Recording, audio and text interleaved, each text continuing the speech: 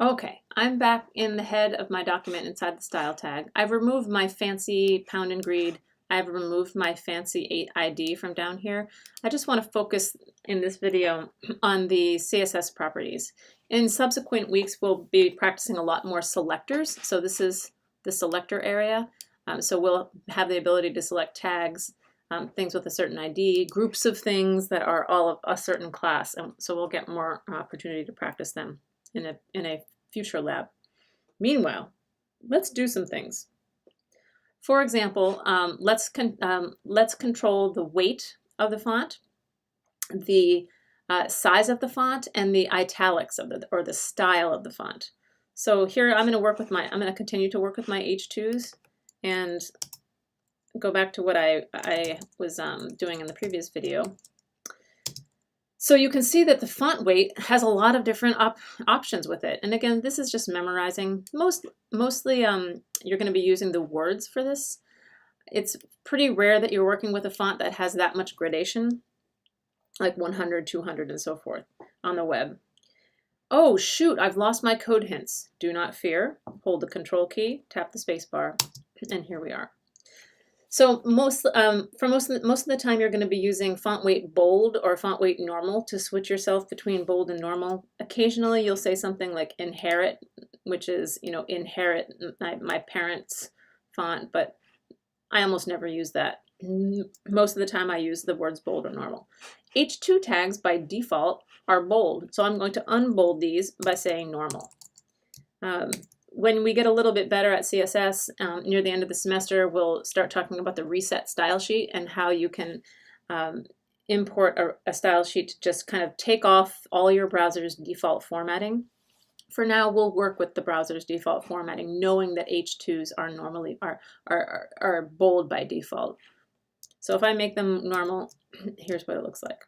They both become unbolded and they are still green because they got both properties at once. Okay, what if I want to make them italic? Font style. Some fonts, a very few fonts, define different looks for italic versus oblique. In most fonts, it's the same thing. I'll make these italic since they're normally not italic. Switch and refresh. So you can see what this looks like. So I hope that you're finding this fairly straightforward. Of course, the only thing that's not straightforward is that you have to memorize these things. You just have to remember that font has its own set of things. The end font followed by a dash followed by something. For a while you'll have to look it up, and then after a while you won't have to look it up.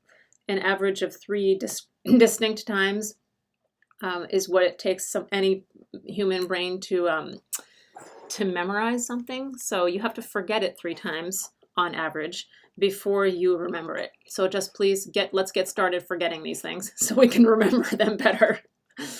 Okay, so that's font weight and font style and italics. So the other thing that's happening by default in this browser window is the browser is controlling the size of the headings. So by default, the H1 is a certain size, the H2s are a certain size. By default, the paragraph text is a certain size.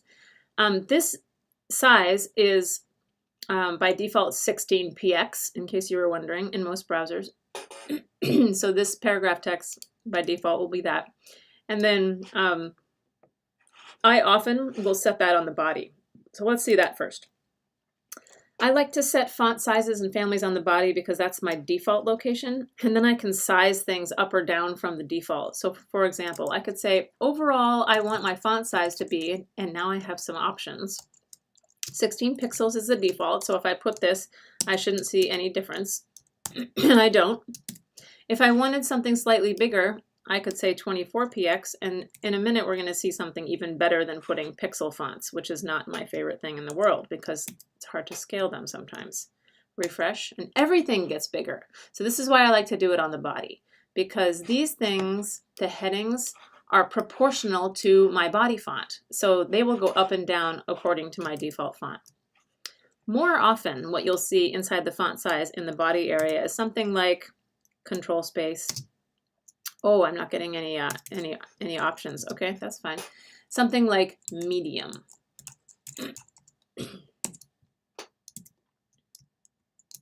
which, hey, is the default, it turns out. If you wanted something larger,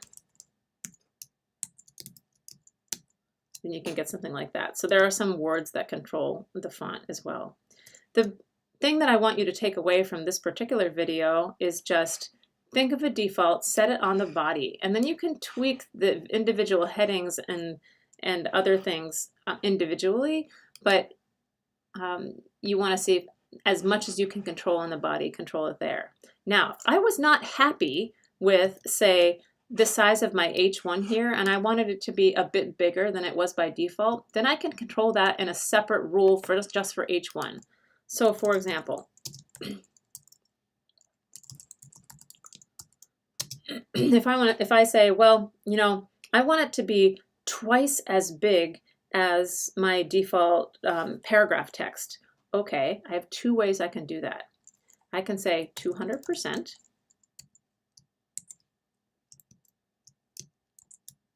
Oh, that looks like the default. 300% would look like this. So you can see there's some change. And then here, so I have an option to use percentage here. You can kind of see what that does, makes it 3 times bigger.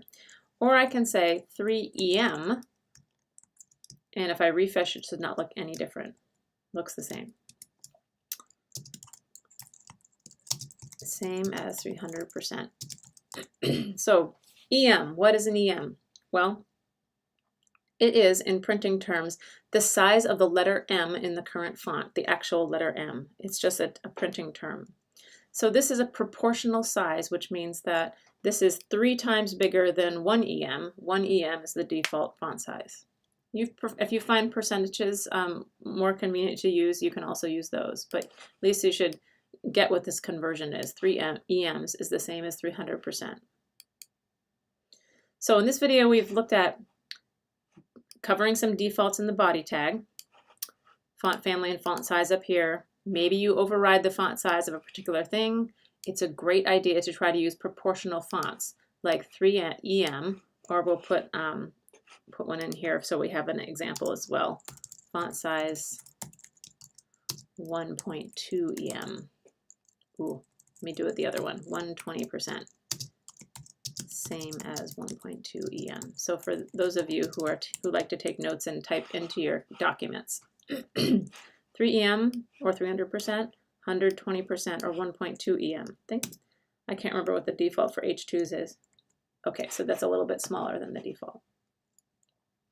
We'll continue with some more fun stuff in the next video.